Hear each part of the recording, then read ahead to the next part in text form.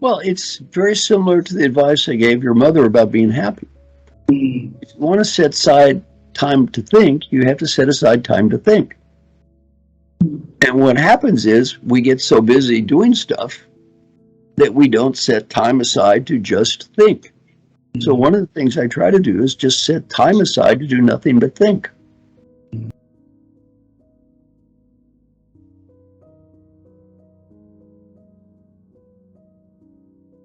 So my dad was in the insurance business, and he was really, really good at building relationships. I believe that most of his customers, or clients, if you will, were actually friendly relationships. Not, it didn't maybe start that way, but that's how my dad was. My dad liked to take people out, have a fun time with them. It's old school sales.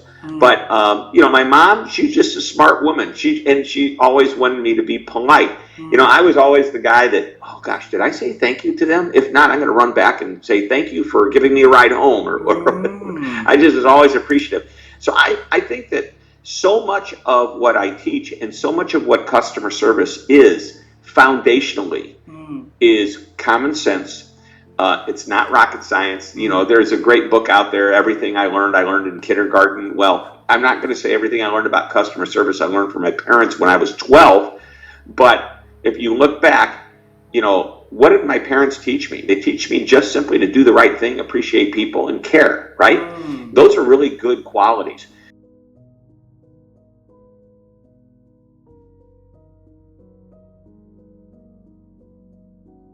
Sometimes we have to make hard decisions. It's a balance between being tough-minded and tender-hearted. And the genius is in the middle. You have to have a balance for both. But if you've got a set of values that help you drive those decisions, you can make peace with yourself. I like to ask myself 3 questions around when I'm making a decision. Did I do what I thought was right? Did I do my best? So did I do what I thought was right? Did I do my best? If the answer to both of those is yes, then take a deep breath and make peace with your decision and move on. Wow. But you have to think about, did I do what was right? And that takes a lot of examination. Did I have the right information? Why do I believe what I believe? Brene Brown, I don't know if you know any of her work at all, but she has a great saying: in the absence of facts and data, we make up stories. And then those stories become our truth. So one of the things we have to do when we're making, a right decision is, do we have all of the information? And do I really believe this? Why do I believe what I believe?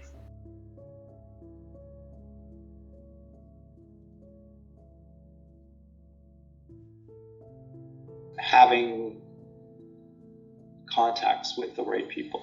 It was knowing people and learning from them, building, and whenever I'm doing some kind of like career coaching and that word networking comes up, people always, they think, oh, well, I have to have a huge network.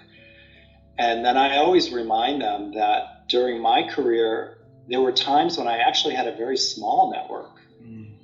It wasn't the quantity of network, it was the quality of the network. It's paying attention to the key people who are wise and successful and willing to help you. It may only be 1 or 2 or 3 people, but they can make a change in your whole life. It's not about making a lot of acquaintances or giving out your business card to a lot of people. I think for me, it's about paying very close attention to the value of giving and receiving from key people. Wow. So for example, when I thought, oh, I would maybe like to be a coach, but I don't really have any network and I don't have any background yet. I'm just a psychologist. But, I met two or 3 people. I met Carol and I went to a conference. And then I realized that if I could get to know 2 or 3 of those people, that their wisdom and their knowledge would be just so incredibly helpful to me because they were successful as coaches. But then I had to ask myself, well, why would they spend any time with me? Why would they be in network for me? They're very successful and I'm just a beginner. And so I realized that what I had to do was to offer to help them. So I asked them, what can I do for you? And that's when Carol and Margaret and Susan, a couple of the others, they said, well, why don't you volunteer to help us develop our education? And I said, great, I'm happy to help. So I think there's 2 key success factors. Number 1 is having a small but focused support network. And then number 2, don't ask for other people to help, look to help them.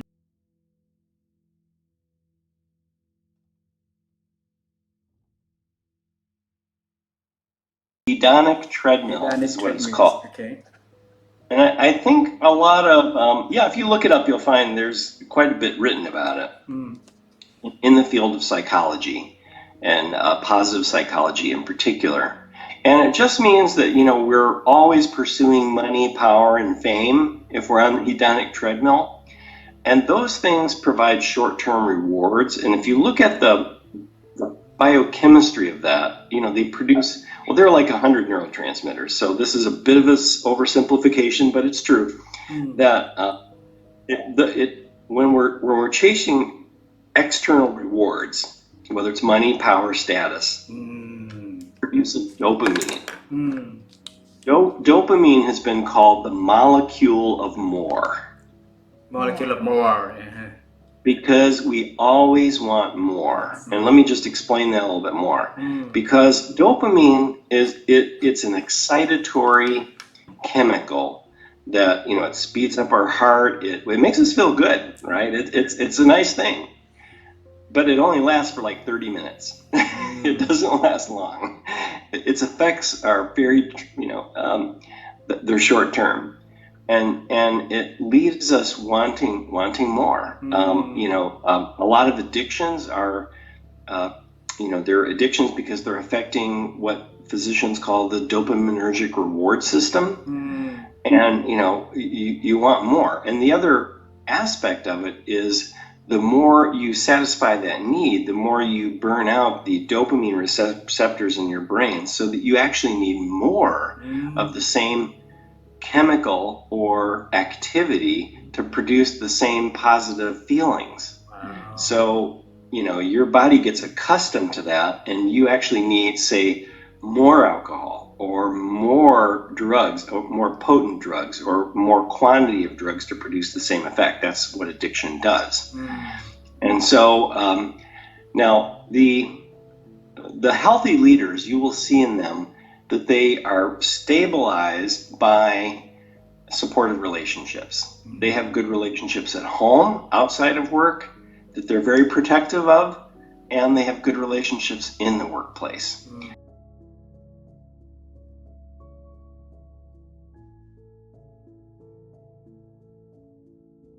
Sometimes people might think, oh, that sounds selfish to take care of yourself, or it sounds greedy to think of yourself first.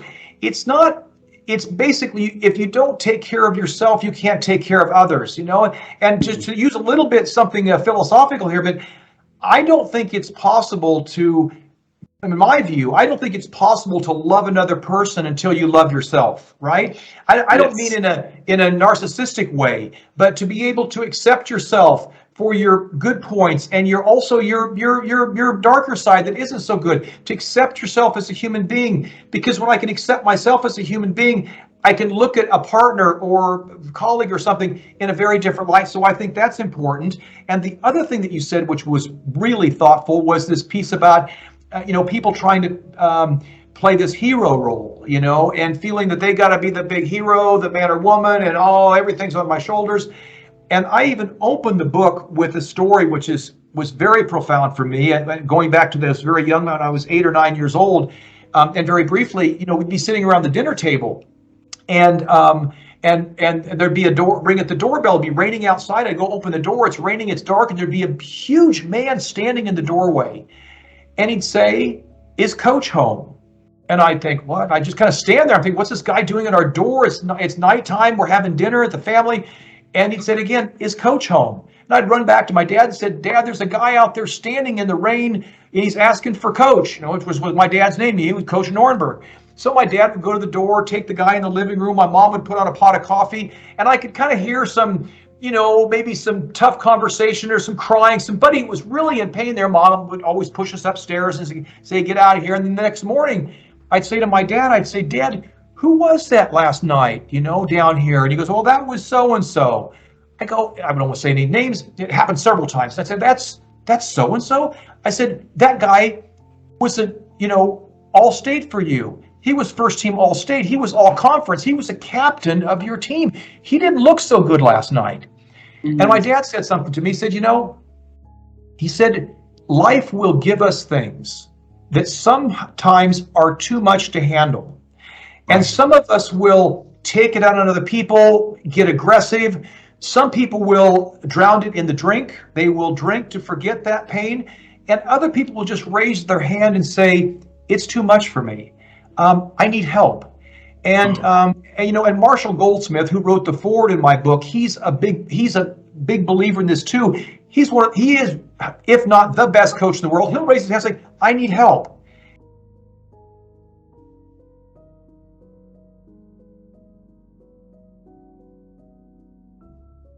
Again, presence, right? You don't need to walk physically in the forest. You can look at a photograph and be sensually engaged with that, right? And it can offer a calming effect. A 30-second meditation can be as good as a 30-hour meditation. It's your completeness when you're done and how focused you are while you're there, And so when we're looking at this concept of presence and thinking, start with self. Once you give positive reinforcement, give you self-love, you start giving love, whether you consciously are aware of it or not. And the more you give out, the more people receive it. And when they return that back to you, you have this massive amount of love coming back at you. So, it's start with self, and that's not being selfish, right? You start with self and love yourself. And Terry, I'm okay. I'm doing okay today. And, when it's a rough day, I say, I'm learning a lot today. And when it's a really terrific day, guess what?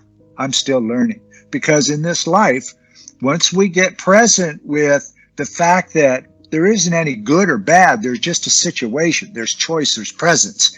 And they're not good or bad, they are learning opportunities. So, if you successfully pass an examination in school, okay, you learned the knowledge that it took to pass that test, and you correctly filled out the test. So now you know how to do that test.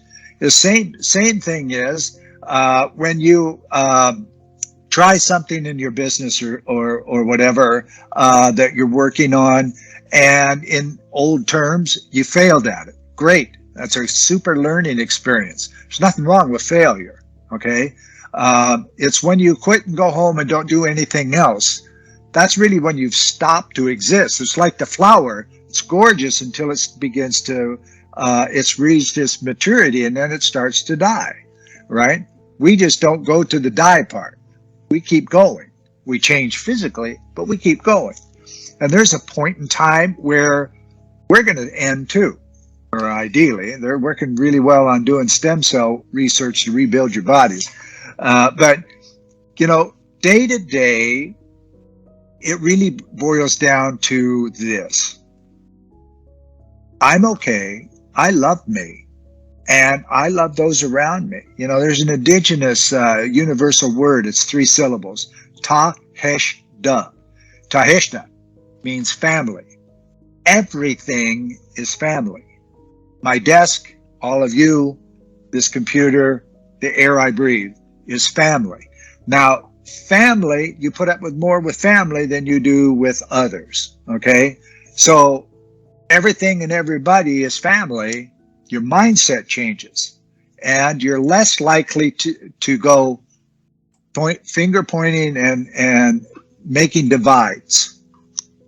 So that's my thoughts for that one.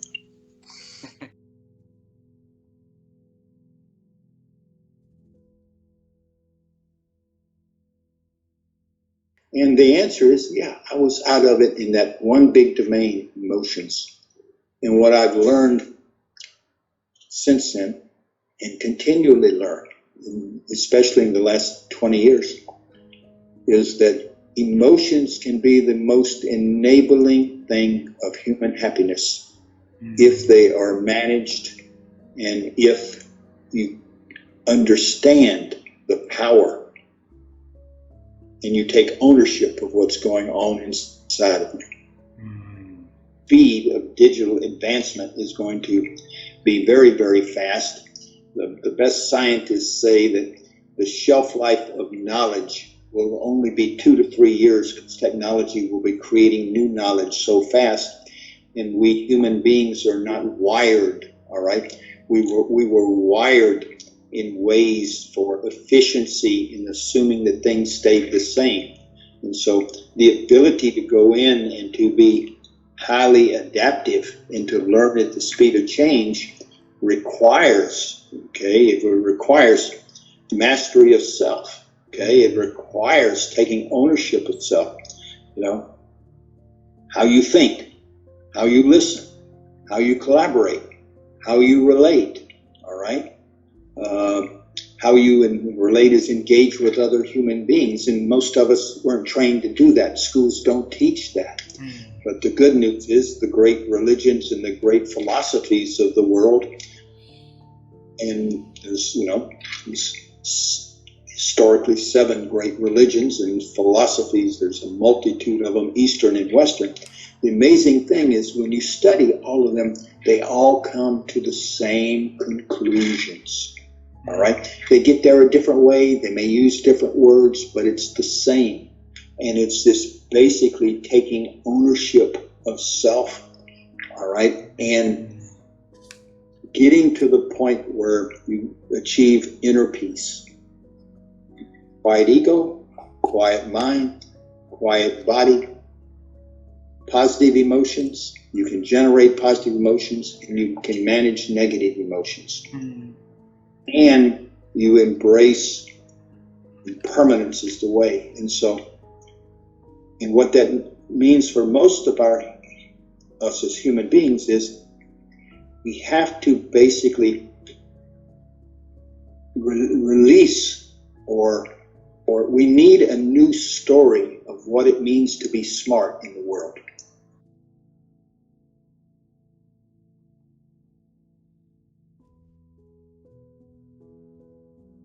Yeah, I was just thinking as Terry was talking, and for me, it kind of comes down to 7 things. And Terry's kind of mentioned the first one, and you've mentioned it, the importance of networking, of listening to other people, of not being too proud to take advice, of asking for help, and also sharing what you have. So bringing your ego down, but your self-esteem up. We can't do anything by ourselves. You're not going to think and learn by yourself, right? You might think you are, right? But the chances are it's not going to be right. The second thing then is exercise. Exercise is really important. It feeds your oxygen. It feeds your brain.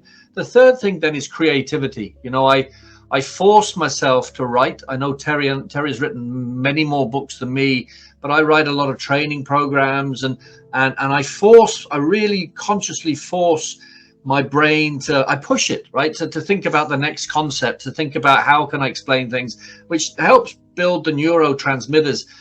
The fourth thing then is laughing, having fun, laughing, right? But laughing actually for me, it takes away the wrong intensity and brings us back to ourselves. I think it feeds our ability to think more clearly. The next one then is self-love, and things like there's an acronym, HALT. Try not to allow yourself to get too hungry, angry, lonely, or tired, right? And so make sure you feed yourself well. Don't allow yourself to build resentments about people.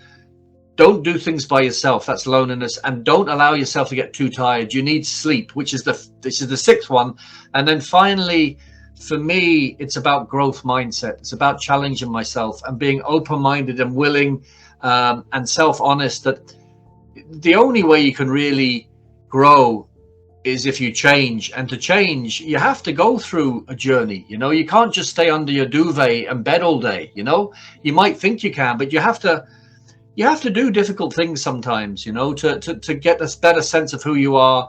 And then you can think next time, well, I can do it. So for me, it's those 7 things.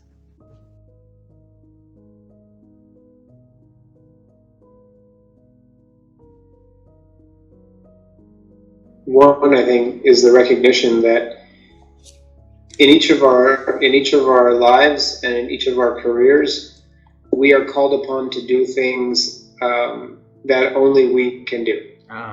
That we are the best candidate for a particular job.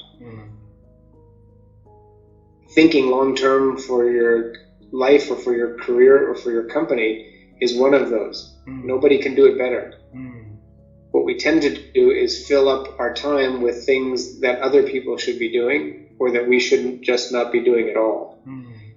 And so we have to have the discipline to say, I'm going to do, for the most part, the things that only I can do that will make the best and brightest impact on the world or on my world.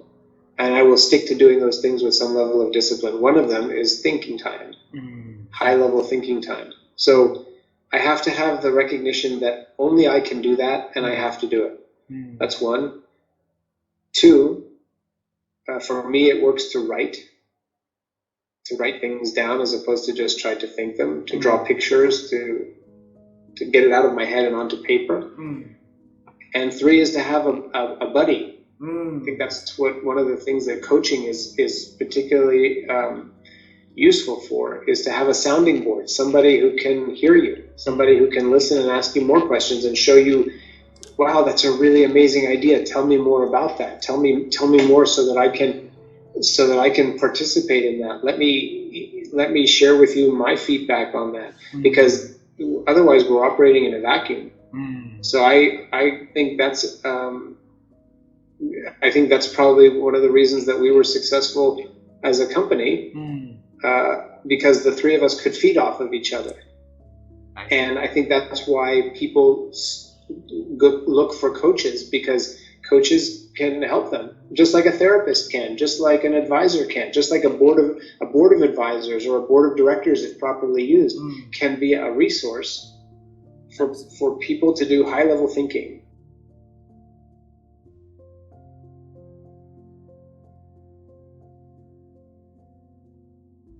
I have a device, that has recently changed my life. I've been a lifelong journaler.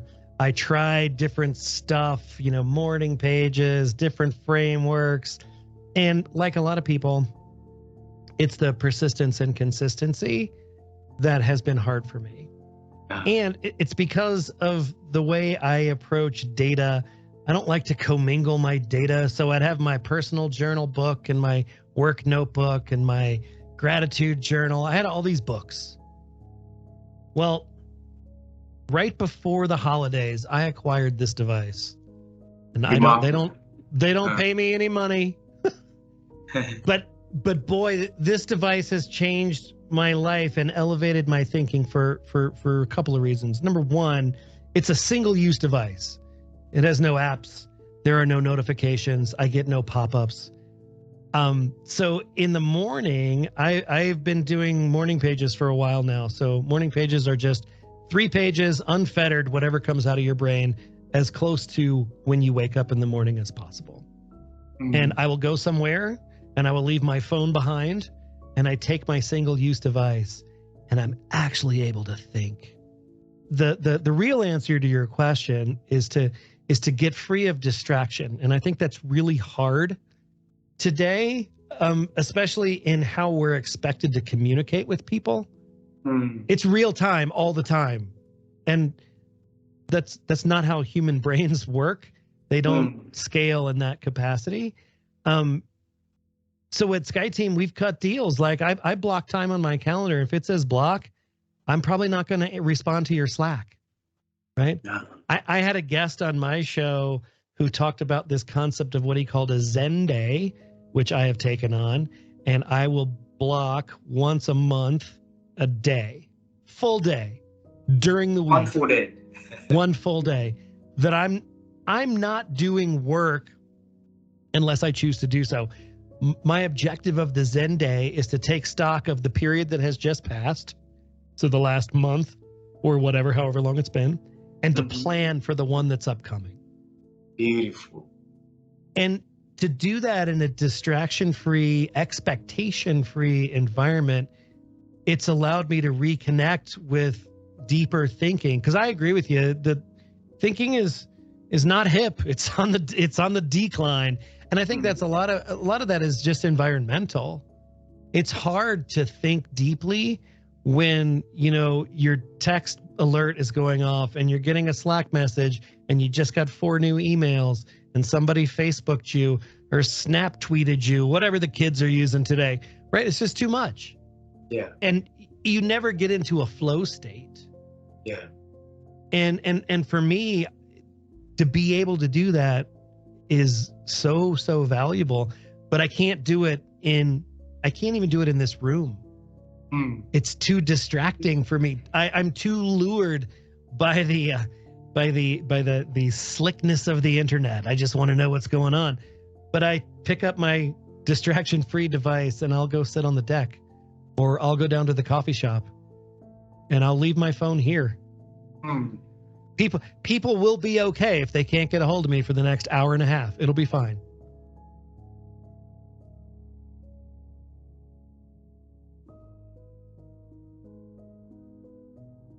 I always make every single decision in the best way possible for those that I'm surrounded with at the time. So when I made a decision to focus on credibility, I asked the most important person in my life, my wife, okay, this is going to bring this amount of activity. Or when I left Sun Microsystems, same thing. I asked the most important person in my life, hey, and she was pregnant at the time, do you mind if this is something I do? I feel the need, right? So part of it is recognizing the potential of what may happen, you know, if you try it. And I'm going to say you'll never get to yes if you don't ask. You'll never achieve your goals if you don't try. And what's the worst? So in the old days, we'll just say, maybe when I was growing up, people remembered you your entire life. You did one thing bad and they brought it to you 40 years down. That's silly. That doesn't work anymore. Maybe it does in some cultures, but that's not what I see. That's not the world I see. And I'd rather be known as a person who tried many times and failed than the person always reaching. Because the best way to think about this, really the best way to think about this, and you've probably heard this many times, is when you're sitting on your deathbed, you're literally just try to imagine yourself in a hospital and you've got 3 hours left, and maybe even 3 good hours. Like you just know that something's going to happen. When you're talking to whatever family you have around you, so imagine you don't have any family around you. There's nobody there. Does that make you feel? Right? Imagine you have family, but they didn't come because they thought you weren't that important to them. How does that make you feel? Are you ever going to say, I wish I had $1 more, or whatever the denomination is, right? It's, you know, so it's the things that you may ever say to yourself, I regret not having tried. That one is so much worse than trying and not succeeding, because everything you do is a lesson. Everything, you know, you fail, that's great. You learn something. You don't, when you're a kid and you learn how to ride a bike, if most kids, I don't know any kids who get on the bike and just ride, they fall and then they adjust. When you first start walking, how many times does a kid fall before they actually learn how to walk, right? So this is, for some odd reason, when we go to school, that ability to be salespeople, to be marketers, to be customer service, that ability to learn and grow and fumble, that gets beaten out of us. And it's wrong, actually. It's just not the right way to teach.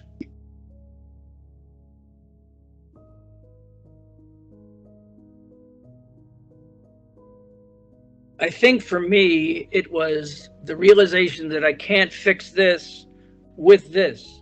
Oh. You know, this is why I feel the way I feel. This is why I think the way I think. It's all been driven into here. So my problems really are from here to here. This is all I've got, about 7 inches of problems. And if I take the time to, and this is why willingness is number 1 in the Daily 6. We have to be willing to find new teachers to teach us new lessons, whether it be like I said, spiritual or practical. I mean, I've read as many practical books. I've got a whole library full of books back here. You have to be willing to open up your mind, and this is because opening your mind opens your heart. And as we stop trying to be controlling and start trying to be influencing, we stop demanding and start asking. This is one of the things that I've worked with people on, how do I work with these crazy millennials? And it's like, what are you doing with them? And I'm telling them how to behave, and I'm telling them what to do, and I'm telling them this and that. I'm like, why don't you ask them instead of tell them? Why don't you ask them, well, how do you think this should work? Because nobody taught them to ask questions. You're just supposed to demand that somebody behave in a certain way. So what helped me learn to think was just learning that I am not the smartest guy in the room necessarily. There are things I can learn from anyone. But as soon as I think that I'm the only person with the intelligence, then I'm demanding and controlling. And if I can change the way I think, and the only way I changed the way I thought was to find new teachers, whether it was, I found 2 or 3 human teachers. One was a minister, one was a consultant, and one was a night watchman. So, you can learn things from everyone. You just have to be open enough. It's like I talk about a lot of times, finding the time in the day to go for a walk and finding the beauty in the walk, whether it's downtown New York or in the country in Iowa or Idaho. No matter where you are, if you look and focus, get your focus turned from this to this, all of a sudden you notice the beauty, you notice the goodness that is around us. But if we stay just tight and wrapped, that business and focus, and I need to get ahead, if that's your focus, then normally those people tend to burn out because they have too much stress. It's very important to find ways to build in self-care, because changing your thinking requires you to take care of yourself. I know so many people who pretend to be caring and loving and supportive, but they're still stressed out because they're pretending. They're not really relaxed. They're just sort of behaving the way that they think other people want them to behave. And carrying that burden around all the time is very stressful. This is the issue I have with physicians. I talk to physicians all the time, especially with COVID, about burnout, because they just refuse to take care of themselves. And one of the things I learned early on was, if I don't take care of myself, I cannot take care of you. If I don't take care of myself, I can't help you. I have to help me. And it's like in a plane, they tell you to put on your mask and then help your children. It's the same way in life. Help yourself, then you can help others. But if you don't take care of this, there's nothing, everything else is just useless.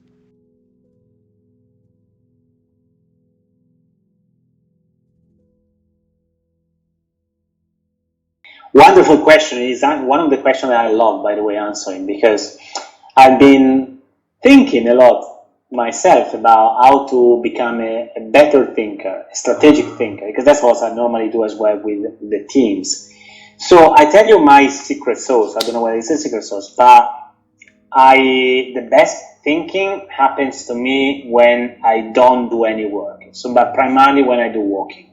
So for me, walking has been incredible opportunity for thinking more strategic about things. So one of my habits, guys, is I go walking every single day for 1 hour, regardless my commitment, regardless my things. So for me, that's non-negotiable. So that 1 hour is incredible, powerful, because in that 1 hour, just for me, I have a free mind, and I let my mind go wherever it wants. And normally the best ideas I get are coming from this 1 hour time. So the secret essentially is, regardless, could be walking, could be showering, could be playing guitar, doesn't really matter, but finding a time out of your schedule of your day just for yourself, and don't put pressure of finding an idea, finding a solution, because it will never happen in that way. Right? Actually think about something else, but because your mind anyway is connected to the problem, so sooner or later, even if you're thinking something else, it will come. It will come. The new idea will come. So really find the time to not think about the problem, not think about the business.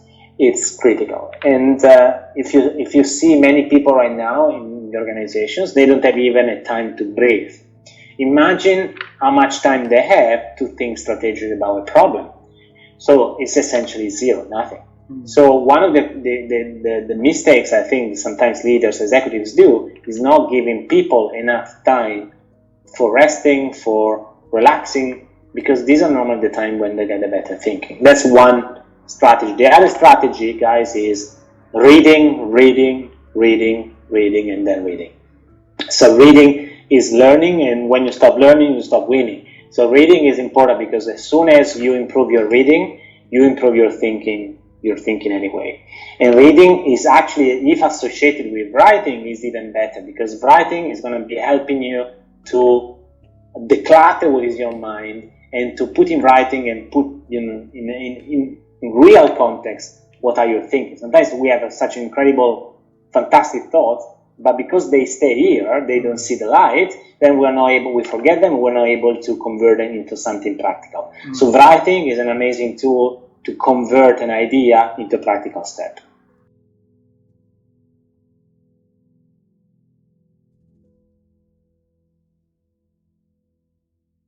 Yeah, I'm lucky in that I made a career in the world of ideas.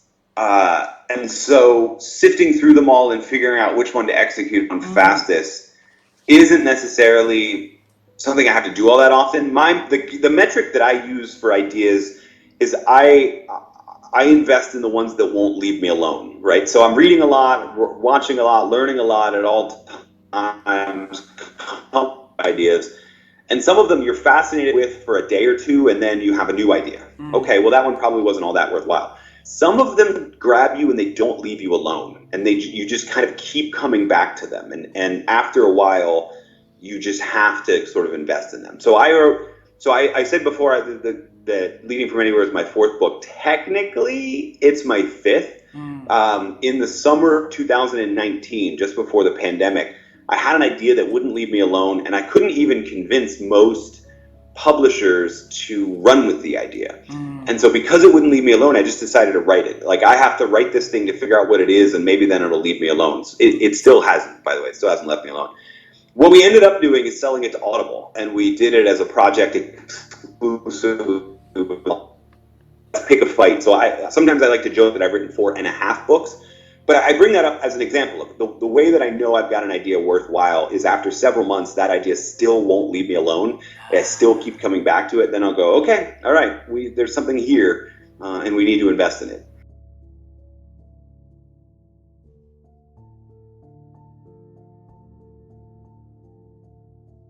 Your ability to think.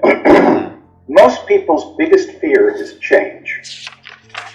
Actually, I like to tease people and say, many people are afraid of heights, like being on a mountain and looking down. Many people are also afraid of making a speech, being in front of a bunch of people. But the thing that I find as adults we're all afraid of is change. We're afraid of change.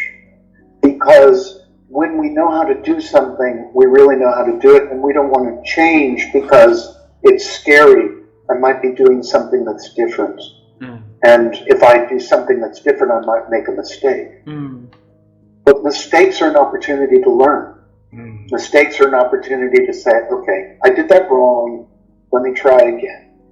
And so I think the biggest issue is finding a way to be more comfortable with change. When we wrote Relax, It's Only Uncertainty, which is what these books are that I showed you, when we wrote Relax, It's Only Uncertainty, one of our biggest messages across the different styles of leadership is the ability to learn, grow, and change is key. And of course, when you address change, which we're all afraid of, that is a way to learn, grow, and change. And that expands your horizon. To be a learner. Too many people equate learning to being in school. When if you stop learning, you're dead. And by the way, my challenge, if the people in my company can learn faster than the people in your company, I will beat you in the marketplace. Absolutely. So think about that. Learning is a leadership characteristic. It is also a strategic competency. If we learn faster in our company than you do, we'll beat you in the marketplace.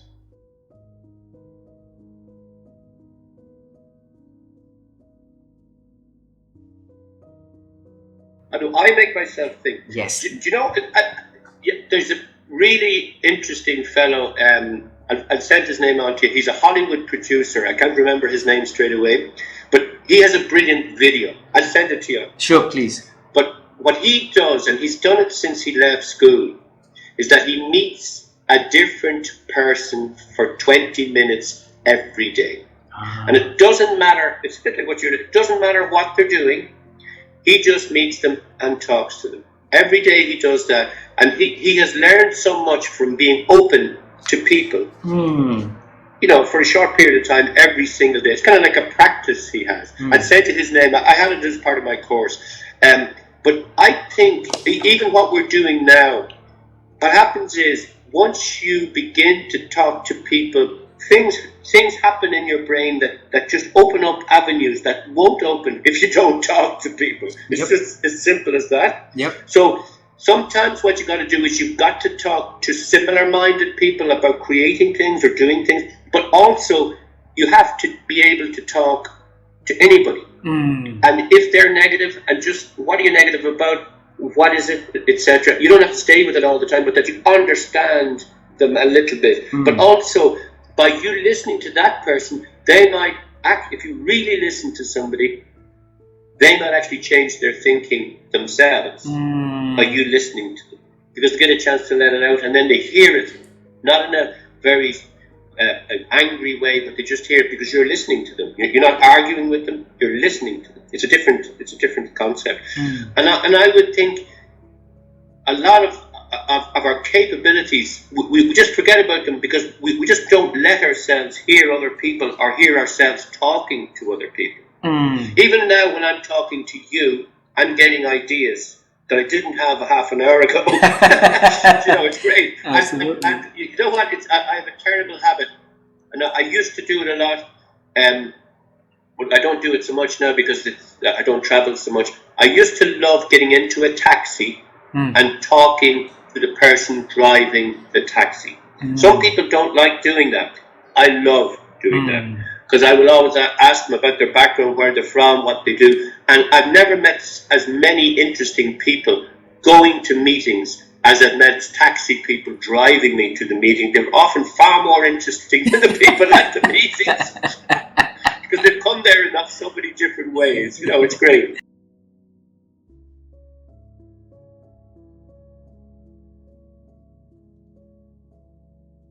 Let's just imagine you've got this situation at work whereby you've done some really amazing work and your boss comes to you and says, I want you to write a report to the president of our company about this project you're working on. You're doing such an amazing job. Let's share this with the whole organization. So you write your report, maybe you're 95% finished with your report, and you take it to your boss and you say, hey, I think I'm ready. We're almost set to send this off to the president. And they say to you, well, that's okay, that's great. Why don't you just send it off to a couple of other people on the team and get their thoughts, have them take a look over it. So you're like, I know who I'm going to send it to. I'll send it to my best friend at work. That person that's always got your back. And your boss says, that's a good idea, but why don't you send it off to one other person as well? Why don't you maybe send it to somebody that you don't get along with so well? A famous Canadian broadcaster, Amanda Lang, shared with me one time as we worked on stage. She said, Bill, whenever you go to a business meeting, always sit next to the person that irritates you the most. And I'm like, Amanda, why would I want to do that? And she said, well, Bill, they probably irritate you because they see things differently than you do. So why don't you just try that out? So even those people that I used to repel, negative people, I now find that I embrace them and I attract them. But let me finish off with this bit of a story. So you decide to send your report to your best friend at work, but you're also going to send it to the person at work that irritates you the most. Now, 20 minutes after you send that email with the report attached, you get an email back from the person at work that irritates you the most. And here's how the email reads. I got your report. I read your proposal. I found a few mistakes. I've got a couple of ideas to make it better. I'm going to stop by your desk tomorrow afternoon at 3 o'clock. And you go, you figures, like you were just looking through my report to find mistakes. You have a couple of ideas. You want to take credit for my idea. This is not going to go well. Maybe tomorrow at 3 o'clock, maybe I have a dentist appointment because I've got a sore tooth. I'm going to skip out the afternoon at the office. 5 minutes after that, you get another email. This time it's from your best friend at work. And here's how this email reads, I got your report. I read your presentation. I found a few mistakes. I've got a couple of ideas to make it better. I'm going to stop by your desk tomorrow afternoon at 3 o'clock. What do you say to yourself at that moment in time? Oh my goodness, it's your best friend at work. Thank you. Thank you so much. How embarrassing would it have been if I sent that report to the president and it had 3 mistakes? You've got ideas to make it better? Let's talk about this. This could be a really good thing. Now, pause for a moment though, and what did you notice about the 2 email? Same. Identical, right? But it's our mindset. What did we focus on? When it's somebody at work that irritates us, our mind goes to the negative side and says, you're just trying to make me look bad. You want to take credit for my work. But when it's our best friend, we go, thank you so much. So I just challenge people to really practice that aspect of positivity. Take a moment, rewind, maybe play it slower, but play it from another perspective and see what can you learn about that conversation? What can you learn about that interaction? If it didn't go well, what did you contribute to that? And what could you do differently the next time around so that it does go well and it is a positive experience? Wow.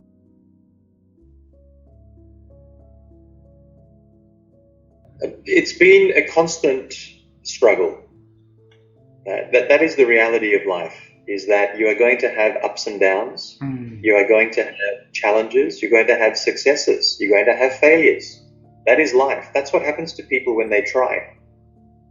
And so that is part of the acceptance of trying to be excellent at something or to acquire skills in something. The key thing for me, is that when we go through this process of changing our mind, adjusting our mind, if we are clear on our vision, our purpose, all these obstacles and challenges, they're just another thing that we need to overcome. It's just another opportunity for me to grow. And in fact, this was a big lesson for me in my life recently, which is I always used to think that happiness was the outcome that I'm trying to achieve for myself and other people. Happiness for me is not the outcome. Happiness for me is a outcome, but actually growth is the thing that is more important. And when I focus on growth, sometimes that growth is hard, sometimes that growth is easy, sometimes that growth makes me sad, sometimes that growth makes me happy. But I'm still growing. I'm still heading in this direction, that I want to be moving in. So what I know about happiness, I'd love to get your thoughts on this, because I know the Vietnamese population are one of the happiest people, right, in the world. But there's also this element of happiness is transient, right? It's between 2 periods of sadness. Right? And so if I focus only on happiness, am I going to sometimes decide not to grow? Right? Is that going to be something that happens? And for me personally, I would rather focus on growth. That is much more helpful for my mind and the decisions that I make than focusing on whether I'm happy or not.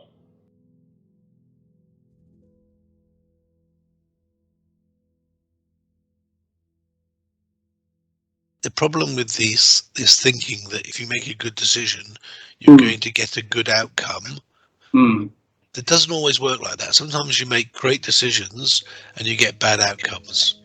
So what's really important to understand is, as long as you make lots of good decisions, but the outcome doesn't always appear when you want it to appear. That's the most important thing. Don't think because you made a good decision and you got a bad outcome, it was a bad decision. It's not true. So it was just something that triggered me there as you talked about, people making good decisions, because that's been some of the problems over the last 25 months, is that people have made some good decisions and the outcome they've had has not been in line with the decision making, so they therefore assume it was a bad decision, and that's not true. If you spend most of your time making decisions which are the right decisions, I always say you've got to live in a conscious place, in a place where you're aware of the decision making that you're taking, and then if it comes good, bad, indifferent, and to be very, very honest with you, I don't believe in this good or bad, because it's just a label. Because what you think might be good today might be bad tomorrow. What might be bad today might be a good tomorrow. They're just part of the lessons of life. And really, the only way you can look back on a period and say, was this a good period or a difficult period or a hard period, is in 4 or 5 years' time.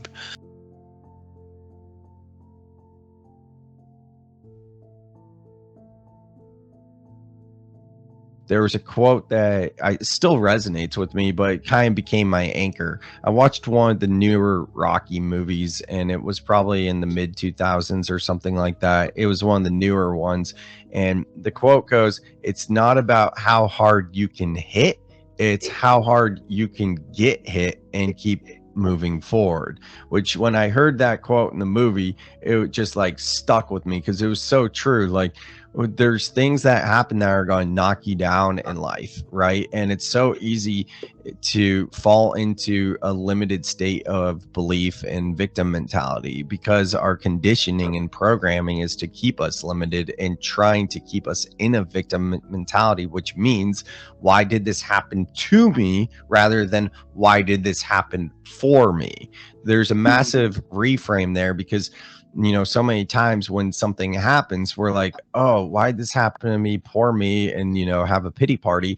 Whereas when you start to go down the spiritual path, it's, oh, this is part of my growth. This thing that I think is bad is actually a blessing in disguise. Even though it, like, however bad it seems, I'm not saying like a death of a loved one, or, you lose a leg, whatever it might be. Like, obviously, these are terrible things that we would not want to invite into our being.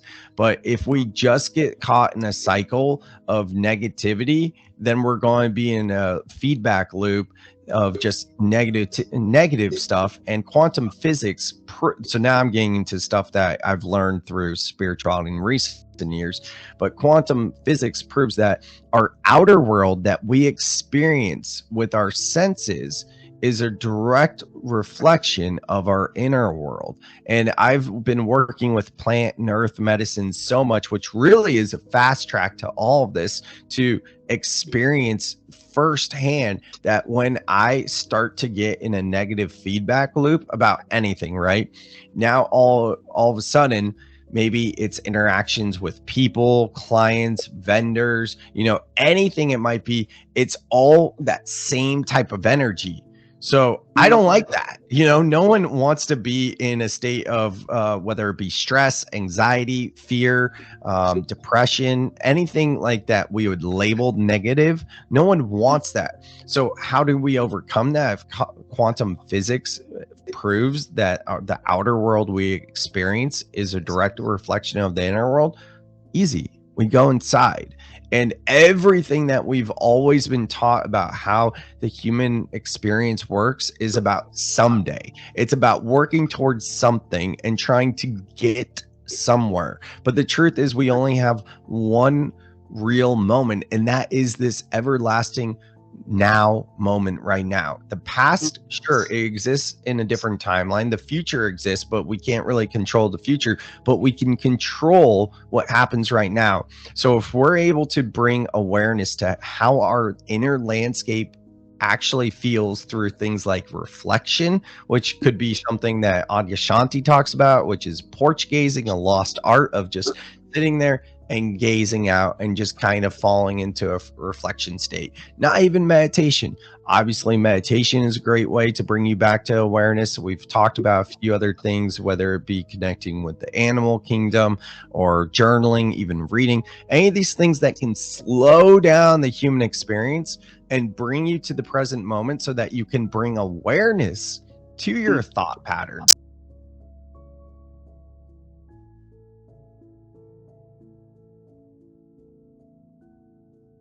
Well, first, I've never been asked that question before, and what you just said has me thinking about how maybe people don't think as much as we all used to. You know, it's interesting. I mentioned the topic of energy management, and there are a number of facets to it, one of which is personal energy and how I manage my time. And I try to manage it according to my energy. As opposed to the time of day. So when I am at my best, which is often in the morning, I make sure that I align the things that are most difficult in my day so that my brain power is most effective to achieve that. And that certainly has helped me a lot with my productivity. And then, you know, in being an entrepreneur, I've worked at home for the most part for some time. And so work and life are all blended. And at any given time in the day when I'm feeling fatigued, I certainly can't think straight 24/7.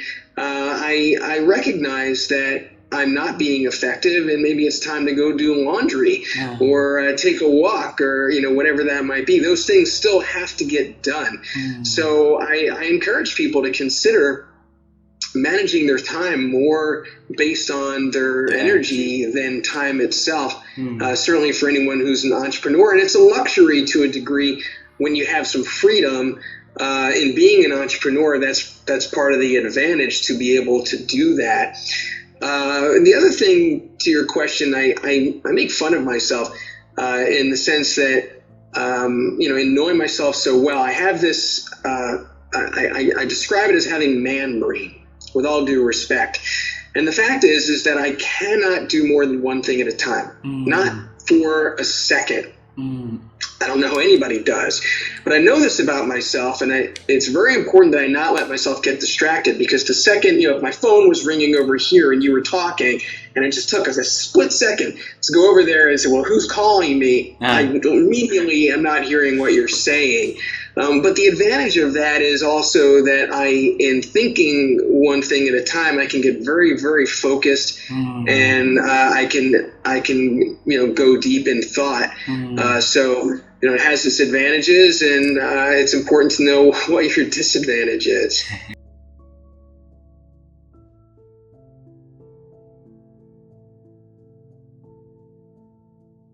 What do you do when you don't know what you're doing? No?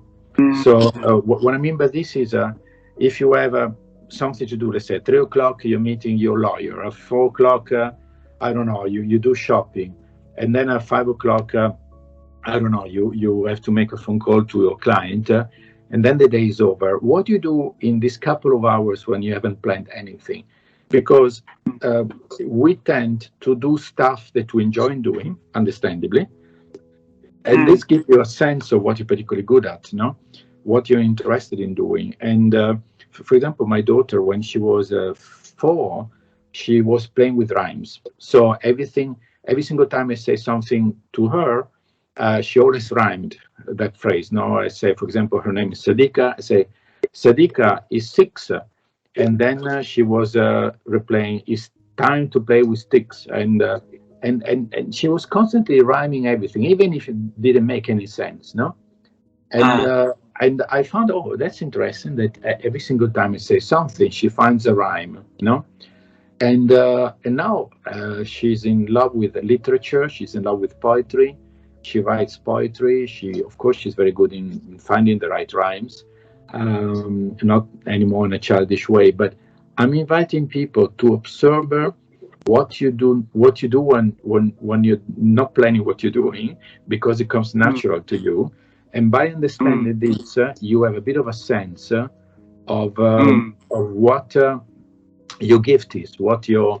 In my book, in my first book, there is a chapter called "The Treasure Inside You." The treasure inside you is nothing more than try to understand what you're particularly interested in doing, good in doing, keen of doing, because that's give you a direction of what your professional and personal life could be. So I'm not surprised that my daughter eventually will probably study literature and continue to fall in love with books. She reads books, like 5 or 6 books per week. And when I was a child and I was, looking at going to museums, I only had a glance of the painting, but I really wanted to see people's reaction because it was more interesting. And so it gave me a sense that perhaps I'm more interested in people behavior than art.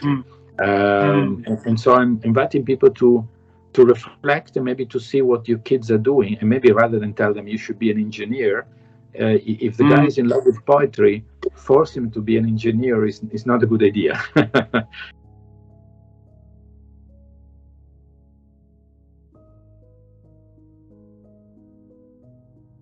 Really interesting. I'll pick up on the word you use, which is species. I think we're the only species that can go to the grave having not lived our potential.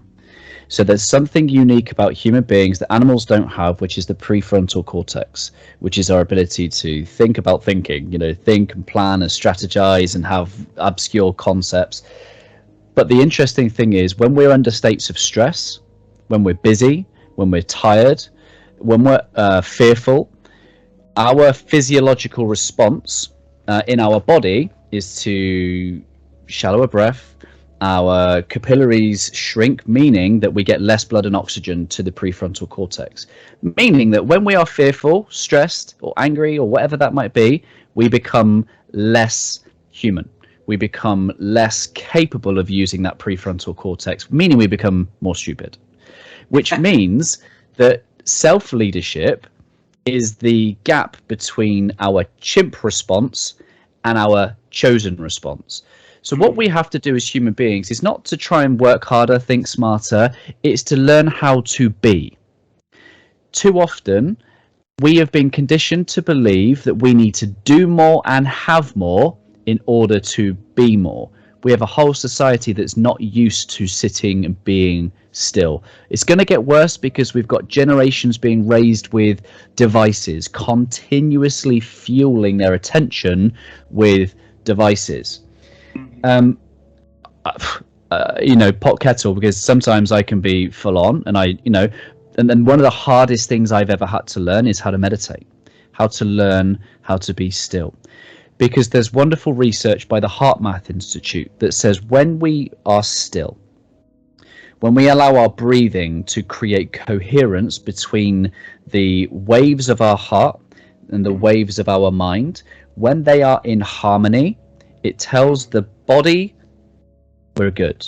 It tells the body to shut off the cortisol and the stress response so that it can do what it does best, which is about health, regeneration, recover, immune system, and all that good stuff. It creates peace within the heart. All is well. I have all that I need. I'm abundant. And in my mind, I am logical. I am rational. I am clear.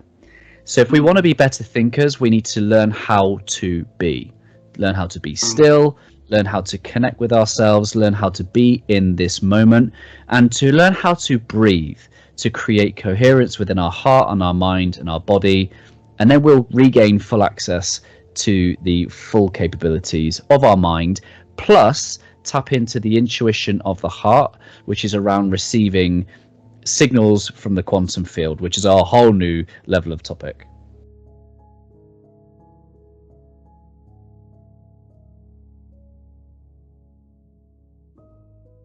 The funny thing was I got involved with a student organization. So I would travel and speak representing that organization. And then when I got too old, graduated from that, people kept asking me to come speak. Well, when you're 18 years old, what do you have to say that an adult audience would want to hear? So what I did was ask a bunch of business leaders what the keys were to their success. And I would write it down. So I really became more of a reporter almost than a speaker in the beginning. But what would happen is, you would relate this idea. And so one of two things would happen. Either people would write it down and go, oh, that's a good idea. So I would keep using that in other speeches. Or somebody would come up and go, I think I have a better idea. So over a period of time, the ideas kept getting improved and they were tested in terms of being practical. You know what I mean? Because there's a lot of business books and a lot of business speakers out there who might have great ideas, but they're really hard to implement for the average person to implement. And really, my material, what I was learning and how I was growing was based on what successful people were actually doing, not just some theory or just somebody's imagination.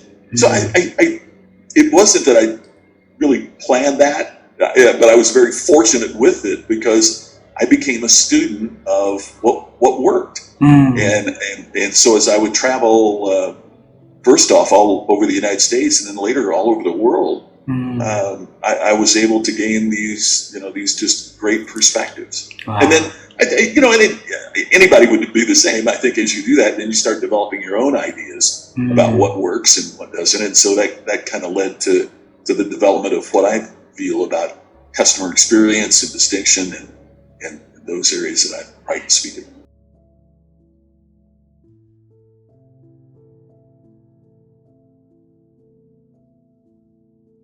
Well, I think you just said it. It's taking the time. One of the reasons I really enjoyed, I didn't mention I had the chance to work for the Center for Creative Leadership in the 90s, and I really enjoyed my time there. But I did realize that I wanted to write a book on coaching across cultures. I wanted to bring that into the picture. And for that, I just needed a lot of time. There was no way I was going to have that time while doing a lot of training, while managing, while being engaged in business development at the Center for Creative Leadership. So the only way for me to write a book was to just start my own company. Paradoxically, a for-profit company, but my goal is not to make the most profit. I want to have either a decent living, but I'm not there to try to maximize my profit. I'm excited about the work that I do. I want to make an impact. And I will sacrifice, projects that might bring me money just to make the time to continue to learn and to write. And that's what I did. I wrote my book. I put aside many months to just do that.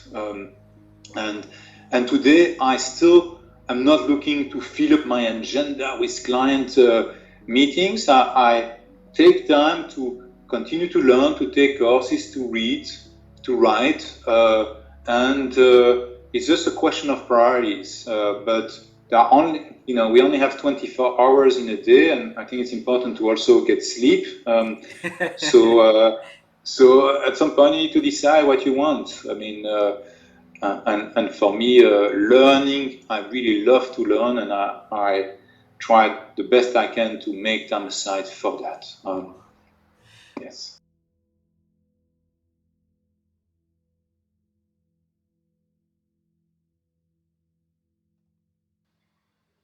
This is a powerful question you ask, because networks facilitate a different type of thinking. Now, I think the best work on thinking has been done by two psychologists, Daniel Kahneman and Amos Tversky. And Kahneman won a Nobel Prize for his work on thinking because he disproved the fundamental premise of economics. And that fundamental premise is that humans are rational decision makers. We are not. We're terribly driven by unconscious biases, which is why hierarchies are dangerous, because they encourage really poor thinking. When you allow single individuals to make unilateral decisions and give them coercive power to force other people to go along with it, if their biases are incorrect, as happened in the case with the CEO of Blockbuster, you can destroy a company, all right? What networks do is take you to a higher level of thinking because, one, you're not limited to the capacity of the single human brain. When you bring the whole system together, as we did in collective intelligence workshops, we were creating a higher level brain. And so when you create that higher level brain, one, you correct for unconscious biases, and you also wind up with the capacity to discover unknown unknowns. Things you didn't know would invariably pop up.